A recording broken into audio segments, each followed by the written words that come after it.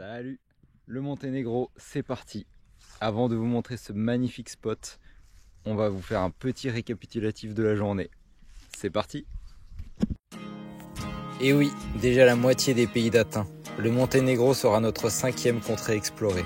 C'est un tout petit pays, d'à peine 620 000 habitants pour 13 800 km². Ça fait du 45 habitants au kilomètre carré, soit moins que la Bourgogne-Franche-Comté et à peine plus que la Corse. Entre mer et montagne, on va essayer de vous montrer que c'est un petit bijou qui mérite bien de s'y attarder quelque temps. C'est un peu la carte joker quand on ne sait pas ce qu'on veut faire de nos vacances. Le Monténégro là forcément. Nous commençons par sa fameuse bouche de Kotor. C'est une baie gigantesque. Certains la surnomment même le fjord de Méditerranée. Mais n'étant pas formée par la fonte de glaciers, ça ne compte pas. Elle a quand même sa place dans le club très fermé des plus belles baies du monde. Et notre premier arrêt sera Perast, un village ayant connu son heure de gloire au XVIIIe siècle, en devenant un pôle maritime d'importance. La visite se fait rapidement. C'est en fait un village carte postale. Il est très rapide d'en faire le tour, et le nombre de places étant très limité, vous aurez besoin de plus d'efforts pour vous garer que pour vous y balader. Elle est toujours réputée pour ses 2 chapelles sur îlot qui lui font face, l'île Saint-Georges et Notre-Dame-des-Roches, qui est un lieu de pèlerinage important dans le pays. Nombreux seront ceux qui voudront vous vendre un tour de bateau jusque là-bas. Nous, on a pu en faire le tour de nuit, en barque privée, mais pour voir ça, il faudra attendre notre dernier défi. Pour profiter de notre première soirée, on prend un peu de hauteur afin d'admirer le panorama, mais pas que. On se pose sous la bonne surveillance du fort Gorazda. Construit vers 1885, il est maintenant à l'abandon depuis bien des années. Mais si vous êtes passionné d'histoire ou bien que vous voulez juste une aventure insolite, c'est le parfait endroit. On a vraiment été impressionné par l'architecture du lieu. Sa tourelle rotative trônant à son sommet pèse plus de 100 tonnes. À présent, c'est surtout une pouponnière à hirondelles et un joli cadre pour quelques artistes graffeurs. Le soir, quelques locaux viennent y admirer le coucher de soleil. On n'allait pas passer à côté de la belle ville qui a donné son nom à la baie quand même. Cité fortifiée comme bien souvent, on imagine bien pourquoi, car niveau localisation, c'est un paradis. Eau limpide, vieille ville à flanc de falaise, c'est pas pour rien que nombreuses furent les civilisations à vouloir s'en emparer. Par contre, on peut clairement dire que la civilisation croisiériste est en bonne passe de la faire sienne. Littéralement amarré devant sa porte d'entrée, vous aurez de la chance si aucun navire bien plus haut que la plus haute tour de la ville ne lui fait de l'ombre, et ouvre ses portes aux milliers de touristes en herbe.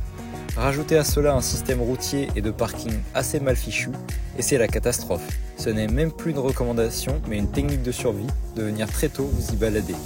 Pour vous donner un ordre d'idée, un local nous a dit qu'en hiver, il lui faut 15 minutes pour traverser, alors qu'en été, c'est parfois 3 heures. Mais la ville vaut clairement le détour, ne serait-ce que pour en faire le tour sur ses remparts. C'est gratuit et assez rare pour le noter. Vous pourrez vous perdre dans ces ruelles, envahies par des chats. Ici, ce sont des animaux sacrés, qui y ont même leur musée. Alors, à mi-parcours, on est qu'à 70 mètres. C'est la merde. Salut la team! Aujourd'hui, c'est notre défi physique au Monténégro et on va essayer de grimper au paradis, ou en tout cas de s'y rapprocher. Et oui, ça sera notre première Via Ferrata, et juste au-dessus de Kotor s'il vous plaît. Après quelques courtes explications par notre guide, ayant probablement passé plus de temps au sommet de montagne que nous à ramasser des champignons, nous voilà déjà lancés. Et comment vous dire que pour une première, on n'y est pas allé avec le dos de la cuillère. La Via Ferrata fait que 200 mètres de long, mais avec un dénivelé de 190 mètres. Ouais, c'est niveau Spider-Man direct. En plus d'être ultra complet au niveau physique, il faut savoir que Manon a un petit vertige. Donc, tout d'abord, bravo à elle. Vous auriez vu comment ses jambes tremblaient. Avec ou sans maladie, on a tous nos petits combats à mener. La Via Ferrata permet de découvrir des points de vue uniques. Il y en a pour tous les niveaux et dans tous les environnements. Il y en a même beaucoup qui sont ouverts à tous, à partir du moment où vous avez votre matériel. C'est un chouette moyen de découvrir un lieu. Et vous, vous avez déjà essayé d'en faire ?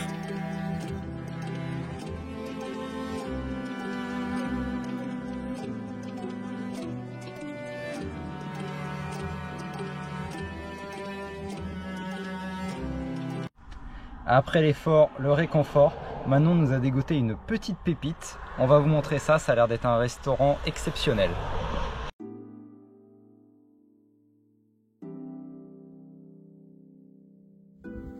Quand je dis exceptionnel, je pense que je pèse bien mes mots. Le restaurant Kraken porte bien son nom. À 30 mètres du rivage, posé sur une plateforme rustique, vous serez accueillis par les 2 charmants gérants, fiers de leur jeune entreprise. En effet, ils ont simplement vu des articles parlant de bouteilles de vin ayant été retrouvées dans des navires coulés.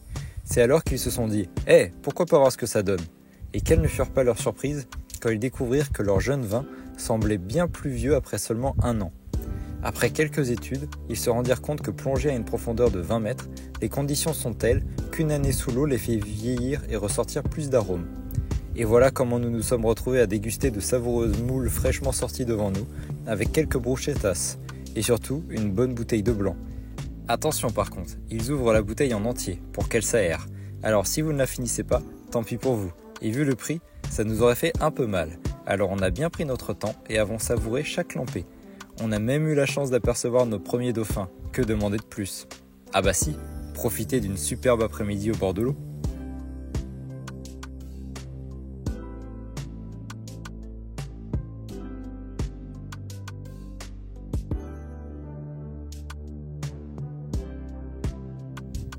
Recommandé par des copains voyageurs croisés plus tôt en Croatie, on n'a pas pu résister à l'envie de venir se poser sur un bunker de sous-marin. Plus insolite, ça va être difficile en spot. Juste le temps de faire quelques plongeons que nous voilà à explorer ses entrailles. Beaucoup de navires de touristes viennent devant pour jeter un coup d'œil, ce qui nous a vraiment donné l'impression d'être ses gardiens. Ce fut vraiment parfait pour admirer encore une fois le sunset sur la bouche de Kotor et prendre des forces pour le lendemain.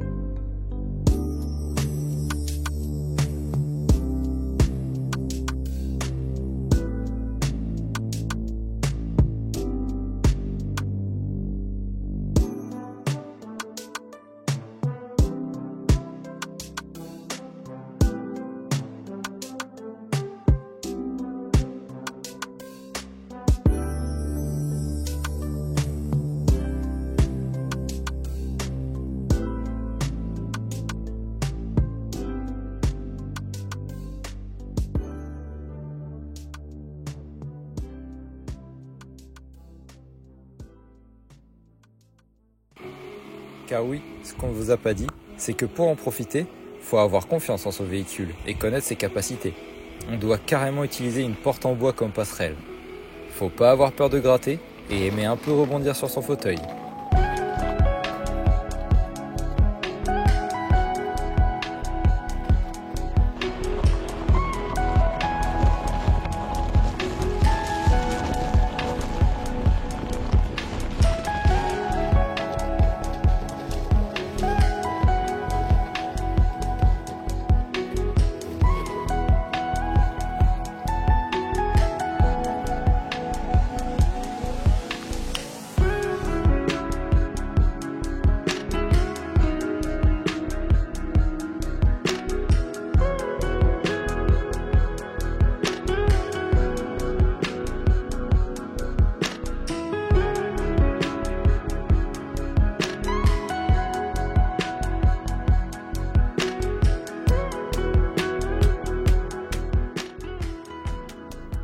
Les Balkans sont un véritable terrain de jeu pour ceux qui veulent s'essayer à l'urbex ou exploration urbaine. Ayant connu des hauts et des bas niveau économique, vous aurez hôtels, villas, entreprises et même des bâtiments militaires, tout à vous. Juste à côté du bunker de sous-marins, c'est pas moins de 3 ensembles entiers qui sont encore debout, enfin à moitié. Il vous faudra parfois vous frayer un passage à travers la nature luxuriante, semblant vouloir avaler et faire disparaître ces énormes blocs de béton armés. Seul au monde, l'ambiance y était un peu folle, comme coupée du monde, voire même dans un autre monde, qui nous est déjà bien inconnu en temps normal. Ça a été une très bonne occasion de se dégourdir les jambes et de savourer la nature méditerranéenne qui se fait bien présente. Mais allez, il est temps de dire au revoir à la mer.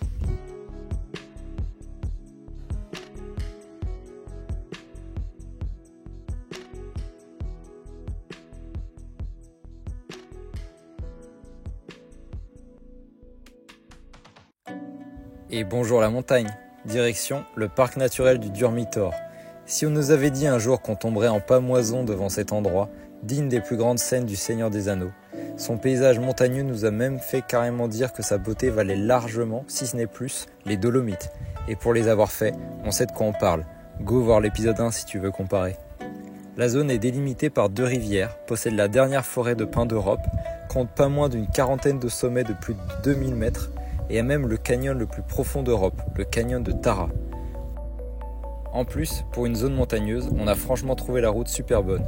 On sentait même qu'on pouvait admirer le paysage en roulant doucement, sans stresser à chaque virage ou de croiser quelqu'un. La route qui en fait le tour se nomme la Durmitor Ring et on vous la recommande de la faire au moins une fois dans votre vie. En plus de lever les yeux, n'oubliez pas de les baisser pour rechercher ces fameux yeux du Durmitor, j'ai nommé les lacs. Ils constellent chaque vallée, comme un collier de perles éparpillées, et seront vos meilleurs amis si vous souhaitez apercevoir des chevaux en liberté. Il y a 18 lacs au total, on vous laisse les chercher, bonne chance. La saison ne s'y prêtait pas totalement encore, la neige dormant encore sur les sommets, mais si vous souhaitez, c'est un terrain de jeu parfait pour des grimpeurs du dimanche. De quoi renouveler l'air pur de ses poumons et de se faire du bien. En parlant de bien-être, on tient à remercier tous nos sponsors qui soutiennent notre projet. Vous pouvez retrouver tous leurs liens en description pour savoir ce qu'on a emmené avec nous.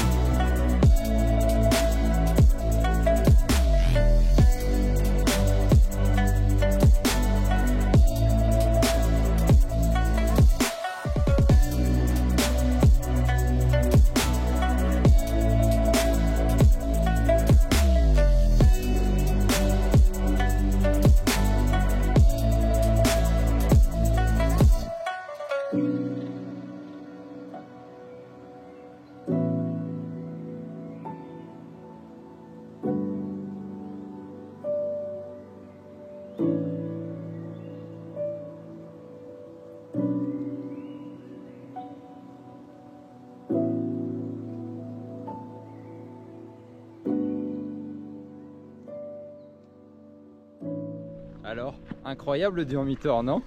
Mais c'est pas fini, parce que là, on est parti explorer quelques lacs. 2 lacs sortent du lot quand on parle du Durmitor. En fait, surtout un, le lac Noir, portant son nom du fait de la montagne se réfléchissant dans son eau. Il est composé de 2 lacs, un grand et un petit, reliés ensemble comme une mère à son bébé. Mais ne vous faites pas avoir, le vrai bijou de cette zone, c'est le lac aux serpents. Pas de panique, son nom vient d'une légende. Il faut dire que sa couleur verte émeraude ressort avec la végétation l'entourant. Bien loin du spectaculaire et de l'insolite, vous trouverez le parc naturel de Biogradska Gora, connu notamment pour son lac, qui abrite une grande forêt primaire, ainsi que des arbres de plus de 500 ans. Ça nous a vraiment impressionnés. C'est une balade plus tranquille, loin de la foule, parfait pour se détendre. Le Monténégro compte l'un des lieux de pèlerinage les plus visités des Balkans. Voyez ça comme leur Mont Saint-Michel ou leur Saint-Jacques de Compostelle à eux. Le monastère d'Ostrog, bien sûr, réputé pour ses guérisons miraculeuses. La route pour y venir est elle aussi spectaculaire, mais c'est vraiment la beauté architecturale du lieu qui vaut d'abord le coup d'œil. Ces fresques sont de toute beauté. PS, si vous faites la queue comme tout le monde, vous passerez devant les reliques et risquez de vous sentir obligé de les embrasser, pour pas paraître différent. Vous êtes prévenus. Non loin de la capitale, vous pouvez aller aux chutes de Niagara. Si, comme aux USA, assez impressionnant et joli, avec le puissant débit du printemps. On vous laisse avec une messe orthodoxe, l'occasion de découvrir un peu plus cette religion.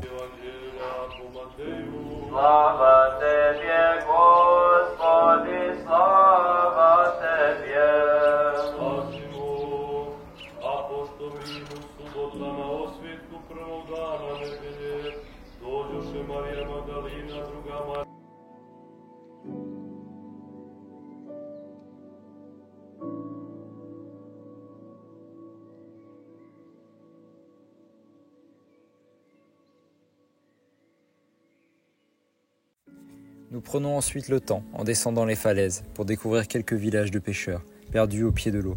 Ici, le temps semble s'être arrêté, et si l'appétit vous le dit, vous pourrez déguster de délicieux poissons.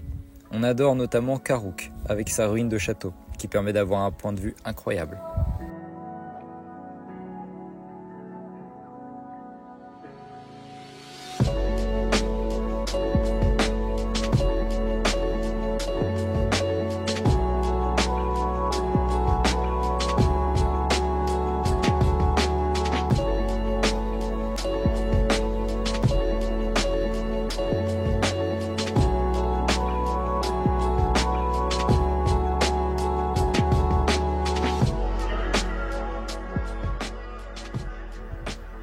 méandre avant de franchir une barrière s'élevant vers le ciel, comme pour nous empêcher de revenir à son littoral. On t'adore, montagne, promis, on reviendra. Mais avant ça, laisse-nous en prendre plein les yeux devant le panorama de Sveti-Stefan. La photo carte postale de sa côte sud. On vous prévient tout de suite, n'essayez pas d'aller la visiter, c'est fermé et vide. Alors, plutôt que de payer le parking de la plage, qui en profite bien, grimpez à la chapelle pour l'admirer. Comme vous voyez, vous ne serez pas seul, mais ça vaut largement le déplacement.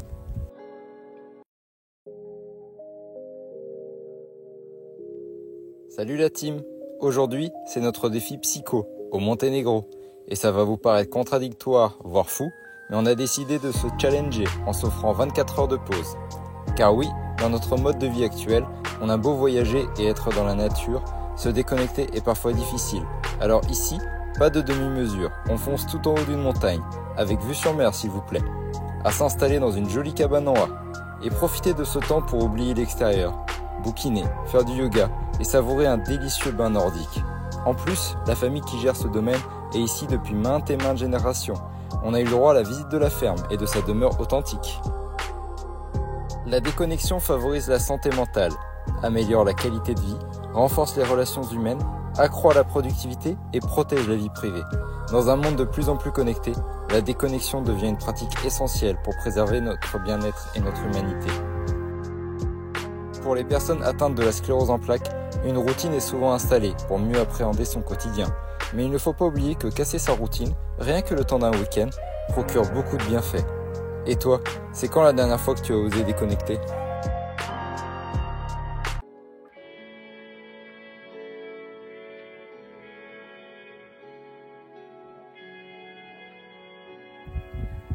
La pause est finie, il est temps de redescendre de notre cocon et d'emprunter le chemin qui nous mènera plus en avant. Mais avant ça, nous allons forcément longer la route panoramique du lac Skadar, le plus grand lac des Balkans, servant de frontière entre le Monténégro et notre prochain pays, l'Albanie. L'occasion d'admirer sa faune, sa flore et comment l'homme s'y est installé. On a franchement rarement vu autant d'espèces d'oiseaux. Ici, pas besoin de chercher le parc ornithologique. Arrêtez-vous 5 minutes au bord de l'eau et sortez les jumelles, que le spectacle commence.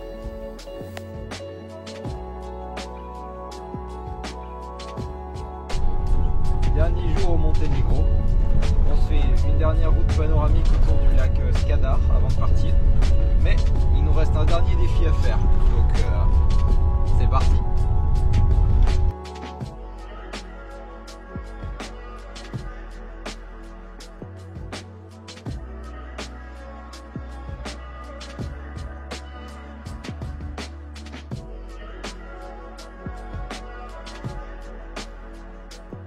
Fishing from Montenegro, actually from Bay of, and only couple of people still doing that. Salut la team! Aujourd'hui, on part à l'aventure sur la baie de Kotor, à bord de notre fière embarcation. Et oui, aujourd'hui pour notre défi, on va s'essayer à la pêche traditionnelle au harpon, et de nuit s'il vous plaît. Plus qu'une activité sportive, c'est avant tout un art de vivre. On doit connaître la mer et ses habitants comme sa poche, et au moins, on pêche ce que l'on voit, sans attaquer ce qu'on n'a pas besoin. En plus, ça se fait à deux.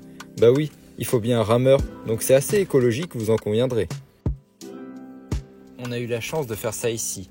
En plus d'être typiquement local, le cadre est vraiment magnifique. La baie est hyper grande, c'est un vrai paradis. Entre les dauphins sautant à l'horizon ou les lumières des villages s'illuminant comme des bougies à flanc de falaise, c'était un vrai spectacle. On va pas vous mentir, il faut une sacrée adresse pour réussir, mais on a sauvé l'honneur, avec chacun une prise. Pour la sclérose en plaques, consommer du poisson est très bon, notamment les plus gras, comme le saumon et le thon, car c'est anti-inflammatoire. Après, tout est une question de goût, mais quand c'est bon pour sa santé, un petit effort ne fait pas de mal, non ? Et vous avez une alimentation spéciale pour vous sentir bien ?